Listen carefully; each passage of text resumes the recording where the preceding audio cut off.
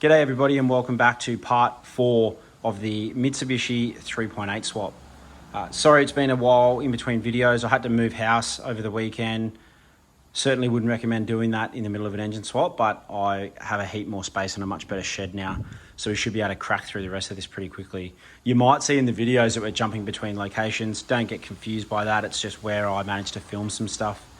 The 3.5 litre crossover pipe is mounted on the back in some of those pictures, and I've had to take that off to test fit the remainder of the crossover piping. So if you get a bit confused in some pictures where it's there and then other videos where it's not, don't worry about it. I'll cover it all. The reason we went through that much earlier was because if you can't get a hold of a 3.5 litre manifold crossover, you're going to need to get someone to fabricate up the other one. So I just test fit that earlier to make sure it was all good, and that when I was getting my Boilermaker around to weld up my engine mounts, I didn't need to get him to TIG weld the manifold up as well. So today we'll be changing over the intake manifolds and the water cooling pipes. You should have your lower crank gear, your cam gear, and the cranking cam sensors changed over. We'll be changing over the valve covers, the valve cover gaskets, removing the valve cover gaskets, changing over the spark plugs, and the remainder, well hopefully the remainder, of the accessories prior to test fitting the motor in the vehicle. We're now going to remove the intake manifold as previously shown in my first video.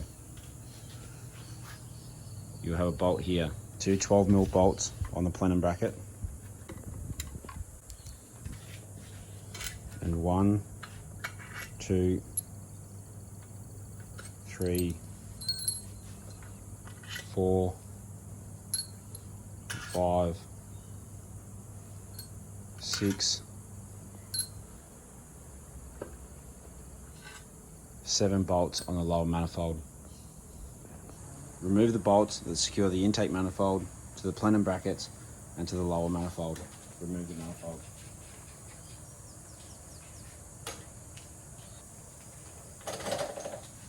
Remove your intake gasket. It is probably worth replacing this gasket. You can now remove the 12mm bolts to hold the rear bracket in place. This will obstruct the water crossover pipe and we need to remove it. You will need a spanner to undo this bolt. If I had my time again, I would remove this bolt when I had my sprocket off.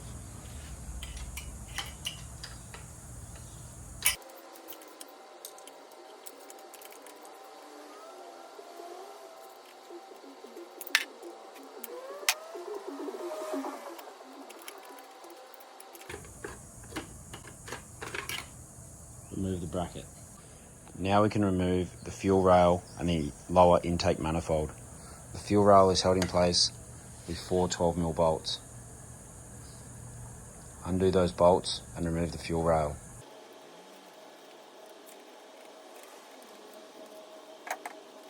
When removing the fuel rail, be careful of the injectors. Make sure that you collect all the injectors and keep them clean and safe. When you lift the fuel rail, be careful not to lose any injector seals or drop your injectors.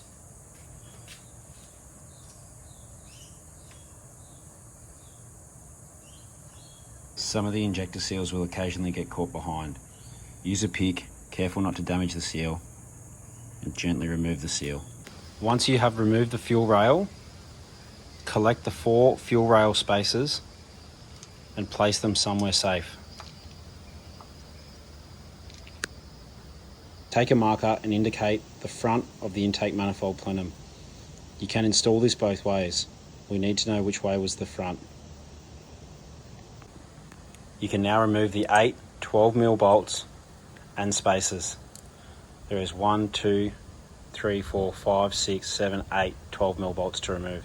Remove the 8 bolts, you should be able to lift out the lower intake manifold. You can now release the 6 bolts that hold in the coils. There would be a bolt here usually. Release that bolt and lift the coil out. There may be oil on the stem. This is usually due to a failing gasket. However, it may indicate more significant signs of damage to your motor. It was at this point that I conducted a compression test and an overall health check of this motor to ensure that I had good compression and equal numbers across all of the cylinders. There's plenty of videos on how to do this, and I will not cover that. Before we remove the valve cover gaskets on the 3.8 litre motor, we need to remove the intake plenum brackets. There are four 14mm bolts that hold this into position.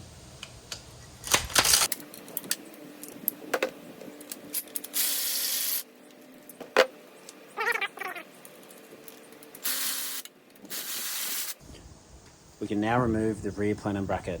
It is secured by one 12mm bolt.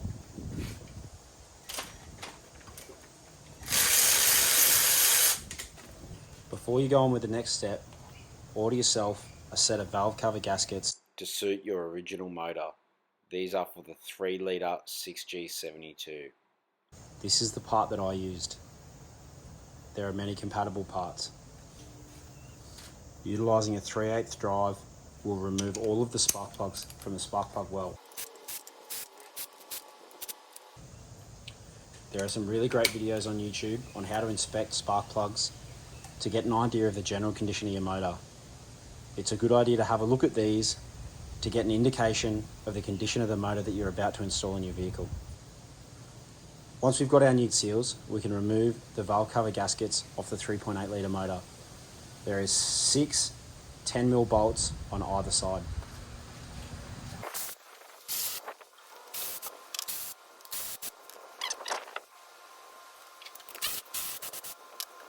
Once you've removed the bolts, you should be able to lift off the valve cover. I like to place a clean rag over the head to protect it from any contaminants while we're working.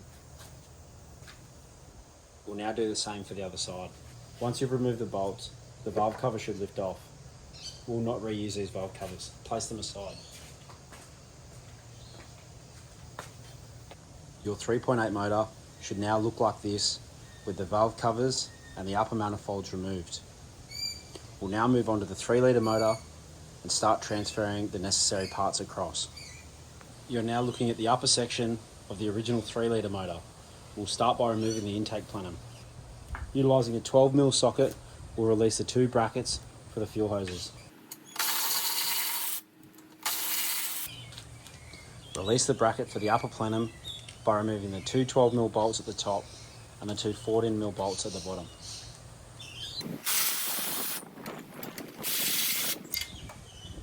Keep the bolts with the bracket and place it to the side. You can now release the 12mm bolts that hold the upper manifold to the lower manifold bracket. Once the bolts are released, you should be able to lift the plenum away.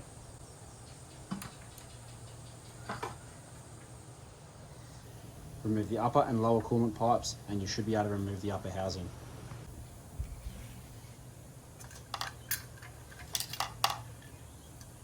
Inspect the condition of these hoses and replace if necessary. We can now remove the fuel rail. This will remove the same way we remove the fuel rail off the other motor by releasing the 4 12mm bolts. Remove the fuel rail.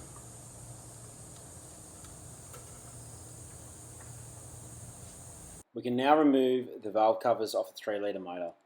This is done the exact same way that we remove the valve covers off the 3.8. Follow the same procedure and remove both valve covers and then get ready to change the gaskets. My gaskets were in very poor condition and were quite hard. I'm going to soften the gaskets with a heat gun before I attempt to remove them to avoid damaging the lip. Keep following this process until you've removed all of the gasket material. You need to ensure that you've removed the entirety of the old gasket. This may take some time or you could get lucky.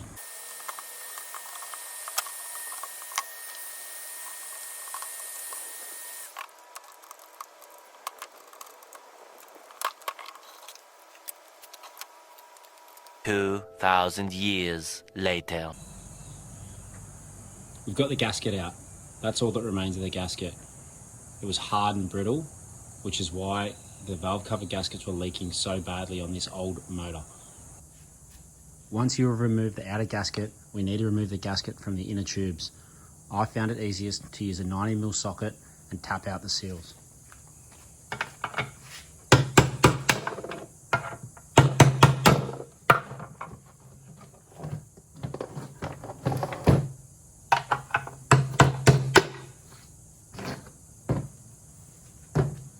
We've now removed the tube seal. Once you've removed the seals, take a new gasket and fit it to the valve cover.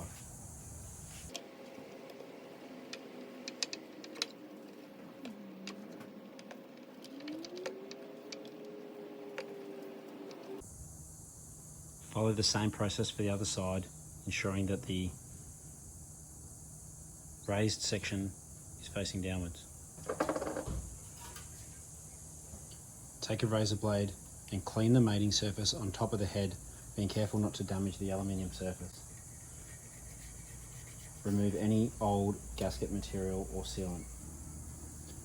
Once you've removed all the old sealant, take a rag. I've sprayed some wax and grease remover on this rag. I'm going to clean the mating surface and I'll clean the spark plug tubes. Once that is dried, I'm going to apply a very small amount of sealant to the top of the cylinder head.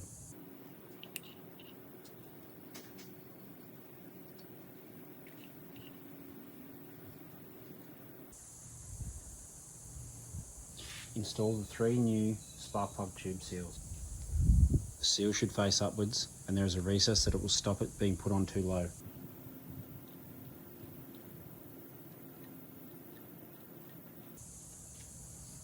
I'm going to apply a small amount of sealant to the lip of the seals. Once the sealant is ready, we can install the valve cover gasket. The valve cover with the oil inlet pipe will go on the left hand side as you are looking at it from the front of the motor.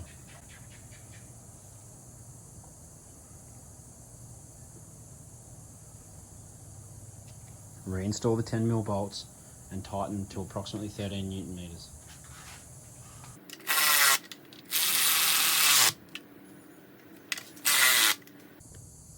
Once the valve cover is installed, we can follow the same process for the other side.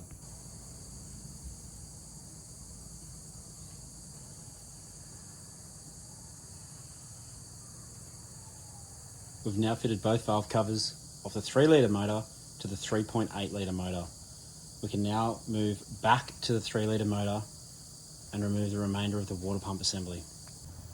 You are looking at the upper half of the original 3 litre motor again. We're now going to remove the lower half of the intake manifold. This is done in the same way we did for the intake manifold on the other motor by removing the 8 12mm bolts.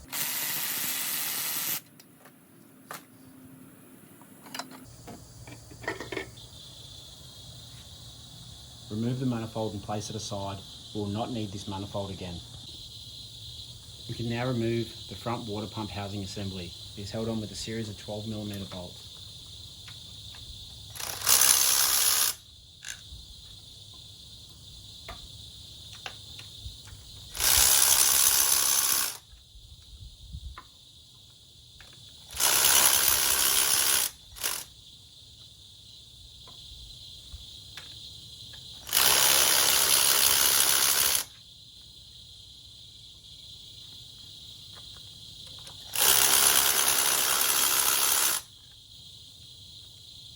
Remove the 14mm bolt that secures the hydraulic tensioner.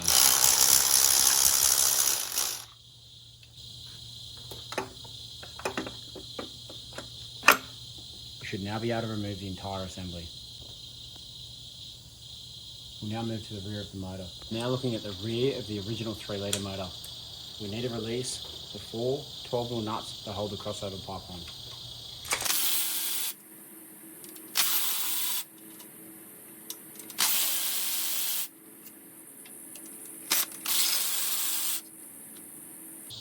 You can tell by the condition of these rusted outlets that the cooling system on this motor was not in good health. We'll also remove the 12mm bolt that holds the upper transfer pipe on.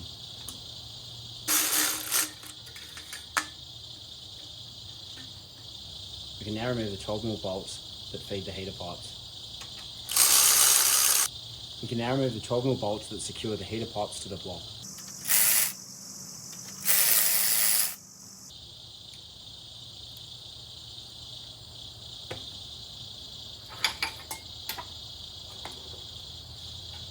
To remove the flywheel, we're going to release the 8 14mm bolts that secure it to the crankshaft. I recommend the use of an impact driver. You will need about 2 algodoggers per bolt.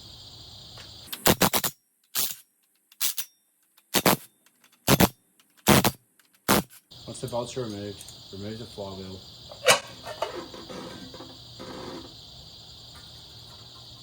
And remove the flywheel backing plate. You can now set fire to this engine.